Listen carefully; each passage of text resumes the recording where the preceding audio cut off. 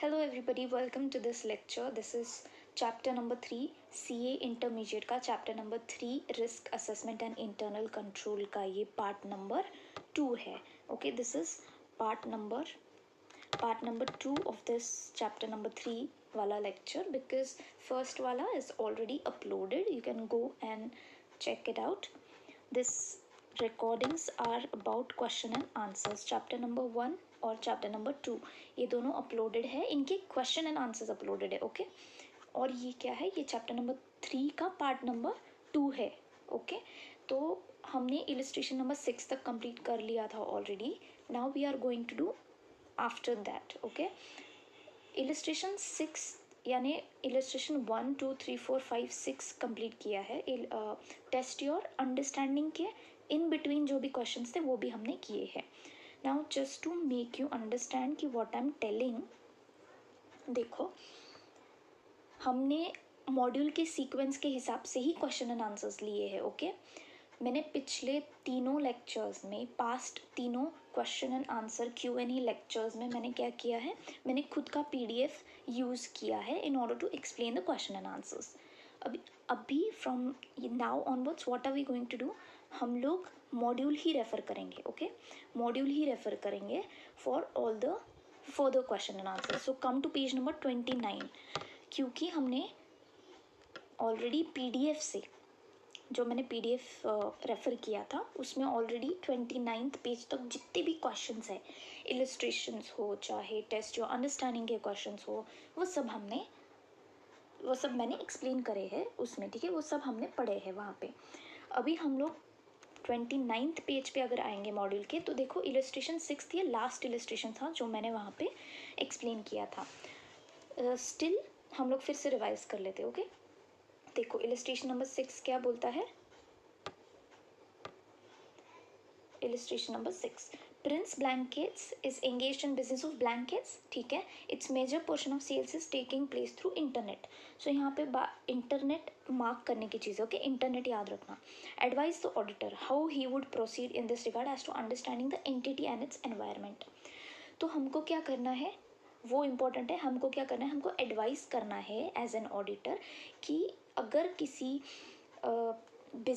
अगर कोई business internet के थ्रू सेल कर रहा है तो हमारा क्या रोल है, क्या हम कैसे ऑडिट को आगे बढ़ाएंगे. अगर हमें एंटिटी के बारे में जानना है, अगर हमें एंटिटी के एनवायरनमेंट के बारे में जानना है. Okay with regard to understanding the entity and its environment how should the auditor proceed, है ना, कैसे ऑडिटर आगे बढ़ेगा इस चीज़ में. तो देखो सोल्यूशन देखो. While understanding entity and its environment, internet sales is being perceived as risky area by the auditor and thereby would be spending substantial time and extensive audit procedures on this particular area. अभी जैसे हमने देखा कि internet के through cell हो रहा है. किसके थ्रू सेल हो रहा है, इंटरनेट के थ्रू. तो जाहिर सी बात है कि ऑडिटर क्या करेगा, ऑडिटर को किस पे ज़्यादा फोकस करना चाहिए, इंटरनेट सेल्स पे ज़्यादा फोकस करना चाहिए. क्यों, क्योंकि रिस्की एरिया है. करेक्ट. तो उसका जो सब्सटेंशियल यानी क्या, ज़्यादा से ज़्यादा टाइम ऑडिटर को किस पे देना चाहिए, इस रिस्की एरिया पे. इंटरनेट सेल से रिस्की एरिया हो गया इस पर्टिकुलर क्वेश्चन में, इस पर्टिकुलर केस में रादर. तो सब्सटेंशियल यानी ज़्यादा से ज़्यादा टाइम ऑडिटर को इस एरिया पे देना चाहिए. इस एरिया पे उसको क्या क्या ऑडिट प्रोसीजर्स लगाने हैं वो सब उसको सोचना चाहिए. Okay so this was all about this particular question. ये क्वेश्चन में इतना ही था समझने के लिए. ओके कुछ ज़्यादा था नहीं. अभी हम लोग एक्चुअली मूव ऑन करेंगे अगले पार्ट में. हम लोग क्योंकि सिर्फ क्वेश्चन एंड आंसर्स ले रहे हैं इस पर्टिकुलर सेशन में, तो we are not going to go through all of this. Illustration number 7. Auditor GRN Associates appointed for audit of PNG Limited manufacturing company. तो एक बेसिकली एक फूड आइटम्स वाली मैन्युफैक्चरिंग कंपनी है, उसके लिए ऑडिटर अपॉइंट किया गया है. While planning an audit, the auditor does not think that it would be necessary to understand internal controls. ऐसे कैसे पॉसिबल है, आप ऑडिटर हो और आप यही नहीं इंटरनल कंट्रोल्स को ही नहीं समझ पाते हो, तो ये इंटरनल कंट्रोल्स को ही इम्पोर्टेंस नहीं देते हो, तो आप कैसे ऑडिटर हो, है ना. तो यहाँ पे क्या बोला है कि वाइल प्लानिंग एन ऑडिट, आप जब प्लान कर रहे हो ऑडिट तब आपने does not think that it would be necessary to understand, मतलब ऑडिटर को ये लग रहा है कि इंटरनल कंट्रोल्स को समझने की ज़रूरत ही नहीं है, ये तो गलत बात है, राइट। सो हमें क्या करना है इस क्वेश्चन में, हमें एडवाइस करना है, हमें एज एन ऑडिटर एडवाइस करना है कि क्या ये सही है, क्या ये गलत है। तो let's see, come to the solution. The auditor shall obtain an understanding of internal control relevant to the audit। तो ये गलत है एक्चुअली। ऑडिटर को क्या करना चाहिए, उसको इंटरनल कंट्रोल सिस्टम जो है एंटिटी का उसको अंडरस्टैंड करना चाहिए, उसको समझना चाहिए। All the most controls relevant to the audit are likely to relate to financial reporting. Not all controls that relate to financial reporting are relevant to the audit। यानी क्या कि मैक्सिमम जो कंट्रोल्स रहेंगे वो डेफिनेटली फाइनेंशियल रिपोर्टिंग पे रहेंगे, लेकिन ज़रूरी नहीं है कि सारे कंट्रोल्स फाइनेंशियल रिपोर्टिंग को ही लेके होंगे, ज़रूरी नहीं है, ठीक है, ज़रूरी नहीं है। It is a matter of the auditor's professional judgement whether a control individually or in combination with others is relevant to the audit. तो क्या जो भी कंट्रोलिंग सिस्टम्स लगाए हैं क्या वो इंडिविजुअली इम्पॉर्टेंट है या इन कॉम्बिनेशन, यानी 2-3 इंटरनल कंट्रोल्स लगा के फिर वो वर्क करता है इंटरनल कंट्रोल, तो वो ये कितना रेलिवेंट है ऑडिट के लिए कितना नहीं, वो टोटली ऑडिटर्स के प्रोफेशनल जजमेंट पे डिपेंड करता है, ठीक है। Most controls relevant to the audit likely to, यानी हम लोग अगर देखो इस लाइन का मतलब क्या है कि हम लोग को तो फाइनेंशियल स्टेटमेंट का ऑडिट करना है, राइट। तो ऑडिटर के लिए क्या ज़रूरी है कि जो भी फाइनेंशियल स्टेटमेंट या फाइनेंशियल रिपोर्टिंग को लेके जो भी इंटरनल कंट्रोल्स है उस पर फोकस करना है, राइट। बट ये ज़रूरी नहीं है, मतलब ज़रूरी नहीं है कि सिर्फ उतना, सिर्फ वही जो फाइनेंशियल स्टेटमेंट्स या फाइनेंशियल रिपोर्टिंग को लेके इंटरनल कंट्रोल सिर्फ वही ज़रूरी, ऐसा नहीं है। Not all controls that relate to financial statement, और ऐसा भी हो सकता है कि जो भी फाइनेंशियल स्टेटमेंट से रिलेटेड वो सारे ही कंट्रोल ज़रूरी नहीं हो सकते ऑडिट के लिए, ऐसा भी है, ठीक है। So it is a matter of auditors professional judgement. तो आपको क्या करना है, आपको ये वर्ड इनकॉर्पोरेट करना है आपके सोल्यूशन में कि ऑडिटर्स प्रोफेशनल जजमेंट है whether a control individually or in combination with others is relevant to the audit, okay. Next, all right, so ये भी इलस्ट्रेशन हो चुका। अभी इलस्ट्रेशन नंबर 8 देखते हैं, ईजी लग रहा है। The team member of the auditor of simple and easy limited was of the view that understanding the internal control of the company would not help them in any manner। ये तो बड़ी गलत चीज़ है। आप auditor हो और आप क्या कर रहे हो, आप ये बोल रहे हो कि इंटरनल कंट्रोल को समझना ज़रूरी नहीं है। अभी ये क्वेश्चन रिपीटेटिव है ना, हमने 6th क्वेश्चन भी देखा था, 6th क्वेश्चन भी देखा था, it was also about understanding the internal control. तो देखो, not help them in any manner in relation to audit procedures to be applied। So the view of the team member of the auditor is incorrect, so you have to say that the view is incorrect because understanding the internal control of the company would help the auditor and his team members in what come on, in designing the nature, timing and extent of audit procedures। आपको किस तरह से audit procedures design करने हैं, क्या nature के कितने हद तक के आपको ऑडिट प्रोसीजर्स बनाने हैं, वो सब आपको कब पता चलेगा, जब आप इंटरनल कंट्रोल सिस्टम कैसा लगा है एंटिटी में वो देखोगे। अगर इंटरनल कंट्रोल सिस्टम अच्छा है तो आपको उस हिसाब से ऑडिट प्रोसीजर्स कम लगेंगे। अगर इंटरनल कंट्रोल्स रिस्की दिख रहे हैं, हाई रिस्क है उनमें कि मटेरियल मिसस्टेटमेंट हो सकता है, या तो there are certain deficiencies in internal control system, then you have to increase your audit procedures, right. You have to increase the audit procedures extent, timing, nature, whatever, to be applied while conducting the audit। All right, easy। Next question, आगे बढ़ जाते हैं। illustration 8 हो चुका है, अब आगे देखते हैं। Okay, so there is test your understanding number 7। let's see this। CS Smriti is auditor, okay। As part of audit she is going through company policies, practices regarding employee recruitment, all of that things। यानी क्या है कि एक auditor है and she is going through the HR policies, ठीक है, जैसे employ को रिक्रूट करना, ट्रेन करना, all of that things. So she seems to be very much interested in finding out whether company hires best candidates. तो वो क्या करने की कोशिश करें ना, what are we going to do in this question, identify what she is trying to do. यानी वो क्या करी, एचआर के पॉलिसीज देख रही है कि कैसे कंपनी बेस्ट कैंडिडेट्स को हायर करती है, तो ये क्या करने की कोशिश कर रही है. How gaining knowledge about this aspect is useful to her. यानी एज एन ऑडिटर ये क्यों ज़रूरी है, ये पॉलिसीज़ जो भी ये पॉलिसीज और प्रैक्टिसेस कंपनी फॉलो कर रही है रिक्रूटमेंट के लिए, ये क्यों ज़रूरी है. How gaining knowledge about this aspect is useful for the auditor and what is she trying to do. तो इसका आंसर हमें कहाँ मिलेगा, इसका आंसर हमें मिलेगा एंड ऑफ दिस चैप्टर में. एंड ऑफ दिस चैप्टर में मतलब जब आप नीचे स्क्रॉल डाउन करोगे आपको दिखेगा टेस्ट योर अंडरस्टैंडिंग का 7th question, 7th answer. See answers to question, ये कौन से पेज पे है, 83 पेज पे है. इसका हमें कौन सा क्वेश्चन आंसर देखना है, 7th आंसर देखना है, right.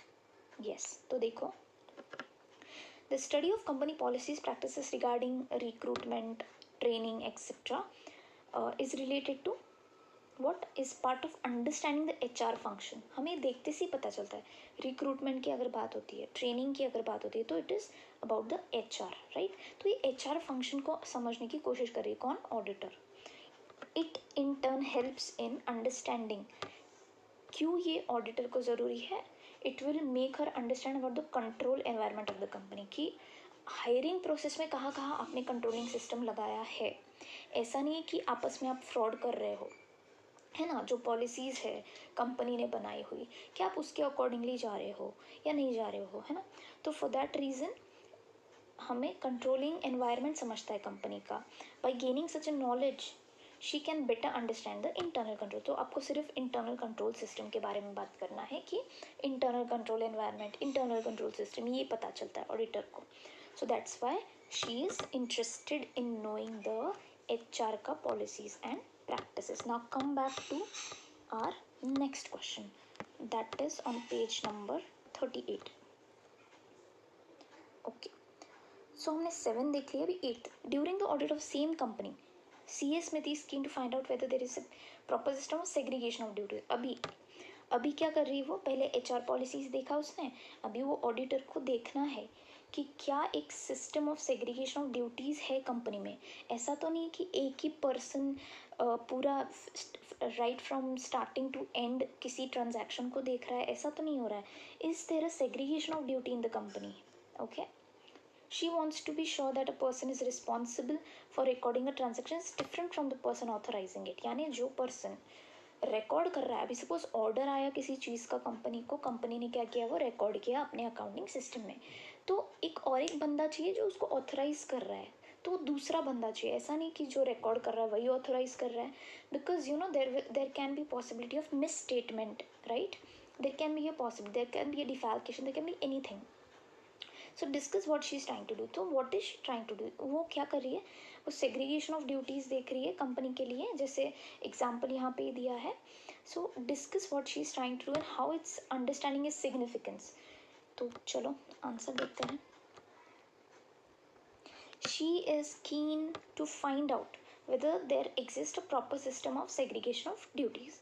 She is gaining an understanding of internal control. Again इस क्वेश्चन के आंसर में भी आपको किसके बारे में बात करना है, इंटरनल कंट्रोल के बारे में बात करना है. इन particular she is understanding the control activities. वही इंटरनल कंट्रोल को ही आपको अलग अलग भाषाओं में, अलग अलग वेरिएशन में लिखना है. Rather internal control activities when a person is recording a transaction is different from one authorising. तो आपको ये लिखना है कि जो रिकॉर्डिंग वाला पर्सन है वो ऑथराइजिंग वाले पर्सन से अलग है. She gains confidence that there exist a system of preventive misstatements, की मिस स्टेटमेंट, गलतियाँ होने के चांसेस को बचाया जा रहा है, उसको ये पता चलता है इस चीज़ से. Okay, it helps her in gaining an insight into the internal control system. Again ये भी फिर से इंटरनल कंट्रोल सिस्टम का वेरिएशन करके उन्होंने कुछ एक सेंटेंस डाल दिया है. सो दैट्स नॉट उतना एक्सप्लेनेशन की उसको ज़रूरत नहीं है इस क्वेश्चन को. Okay, next. Now next. Okay,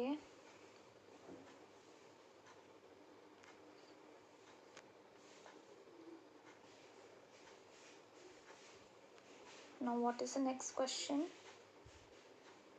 Let's see. Okay, illustration 9th, इसके पहले हमने 8th वाला, okay, test your understanding 8th हो गया. अभी इसके बाद लेट्स स्क्रॉल डाउन एंड हमें illustration 9th करना है अभी, right? Yes, illustration 9th. Mr. Y, one of the team member of the auditors of Wattware Limited, was very keen in knowing whether internal control of the company would safeguard the company's assets. यानी क्या कि अगर company में internal control system लगाया है, ठीक है, एक टीम मेंबर है, ऑडिटर का एक टीम मेंबर है, जैसे आर्टिकल है फॉर एग्जांपल, उसको ये जानना है कि इंटरनल कंट्रोल अगर कोई कंपनी या एंटिटी में लगाते हैं तो क्या वो असेट्स है जो कंपनी के, फिक्स्ड असेट बोलो, जो भी असेट्स है, क्या वो उसको सेफगार्ड करता है.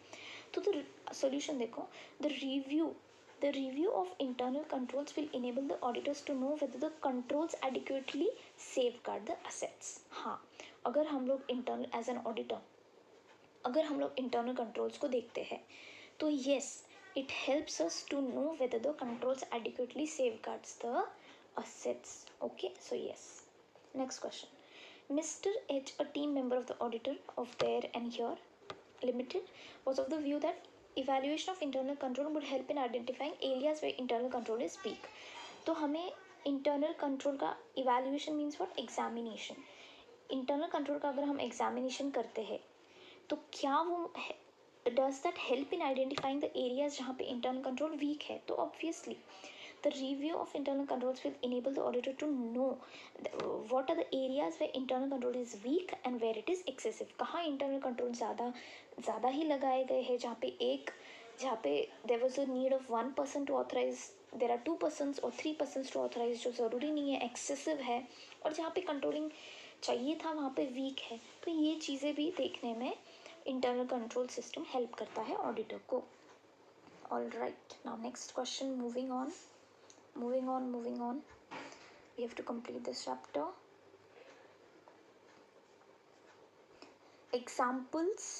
एग्जाम्पल्स आप लोग करना है, ठीक है? हम लोग illustration, test your understanding and test your knowledge के क्वेश्चंस करने वाले हैं. All right, let's move on to illustration number 11th. In order to evaluate means क्या? examine, मतलब किसी चीज़ को एनालाइज करना या किसी चीज़ के बारे में जानना. Okay, evaluate internal control of your and my limited. A team member of auditors used a method and number of questions relating to internal control of the company were required to be answered by the employees. अभी क्या हुआ, एक team member है, auditors का एक member है, team member, उसने क्या किया, उसने एक मेथड यूज़ किया इंटरनल कंट्रोल को चेक करने के लिए कंपनी के. ओके, तो उसने क्या मेथड यूज़ किया, उसने number of questions related to internal control वो कंपनीज को भेजे कि आप इसको आंसर कीजिए. ओके, तो मतलब एम्प्लॉयज़ को भेजे कि एम्प्लॉयज़ से हम लोग पूछेंगे कुछ क्वेश्चंस, उनको वो आंसर करना है about relating to internal control. So after obtaining the answer there was a discussion between the team member of the auditor and the employees. तो आंसर्स मिलने के बाद, उन क्वेश्चन के आंसर्स मिलने के बाद एक डिस्कशन हुआ एम्प्लॉयज़ और ऑडिटर के टीम मेंबर्स के बीच में. तो ये ठीक है, लेकिन हमें क्या बोलना है कि कौन सा मेथड यूज़ किया. टीम मेंबर जो है ऑडिटर का, उसने कौन सा मेथड यूज़ किया इंटरनल कंट्रोल को इवेल्युएट करने के लिए. तो देखो मेथड कौन सा यूज़ किया, इंटरनल कंट्रोल क्वेश्चनर. ईजी है, जहाँ पे नंबर ऑफ क्वेश्चंस की बात है वहाँ पे questionnaire. Okay, questionnaire, because in questionnaire method a number of questions relating to internal control of a company are required to be answered by employees and when answers are obtained there is a discussion. तो ये बहुत ही simple सा question है. पता नहीं ये question क्यों बनाया है. जहाँ पे भी इतना याद रखना, जहाँ पे भी नंबर ऑफ क्वेश्चंस आ जाता है वहाँ पे आपको क्वेश्चनर के बारे में बात करना है कि ये क्वेश्चनर है. ओके, इसमें कुछ इंटरेस्टिंग नहीं था. 12th इलस्ट्रेशन देखते हैं हम लोग. सो एक मैन्युफैक्चरिंग, एक स्मॉल मैन्युफैक्चरिंग है as well as trading business भी है. So for the purpose of evaluating internal control, ऐसी कंपनी का इंटरनल कंट्रोल इवेल्युएट करने के लिए टीम मेंबर ने क्या किया, एक मेथड यूज़ किया जहाँ पे the whole description of the internal control that was operating in the said company was to be recorded. यानी जो भी इंटरनल कंट्रोल सिस्टम उस मैन्युफैक्चरिंग या बिजनेस यूनिट में हो रहा है वो सब डिस्क्रिप्शन मतलब एक डिस्क्रिप्टिव वे में रिकॉर्ड किया जाता है। कौन से वे में? डिस्क्रिप्टिव। यहाँ पे क्या क्या ज़रूरी है मैं आपको मार्क करवा देती हूँ। डिस्क्रिप्शन एंड रिकॉर्डेड, ठीक है। आइडेंटिफाई द मेथड, अभी हमें मेथड यूज़ करना है कि कौन से मेथड से ये लोग इंटरनल कंट्रोल सिस्टम को इवेल्युएट कर रहे हैं। So the method used is narrative record, जहाँ पे डिस्क्रिप्टिव रिकॉर्ड कहा जाता है उसको क्या बोलते हैं? Narrative record. तो ये क्या है? नरेटिव रिकॉर्ड इन्होंने मेथड यूज़ किया है in order to get the internal control system के बारे में जानकारी पाने के लिए इन्होंने ये वाला मेथड यूज़ किया। ये वाला मेथड में क्या होता है? Whole description of internal control operating in an entities recorded, इसको रिकॉर्ड किया जाता है पूरे डिस्क्रिप्शन को। तो narrative method is also appropriate for small manufacturing as well as trading business as is mention in the question. Alright, easy easy peasy. Next, let's move on to next question. फटाफट ये Q&A हमें complete करना है so that we can move to the chapter number 4 Q&A, right?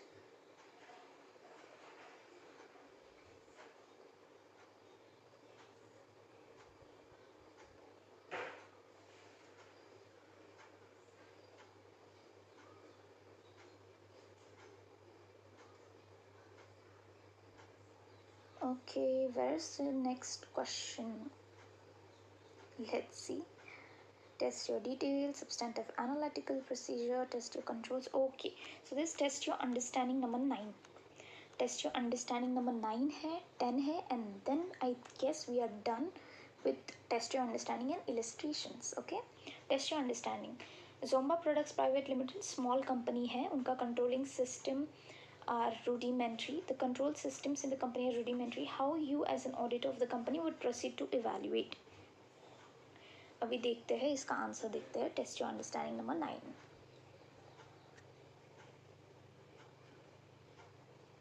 सो देखो, in a small company control system सब basic, rudimentary मतलब क्या कि बहुत बेसिक एंड नॉन फॉर्मलाइज्ड, ठीक है।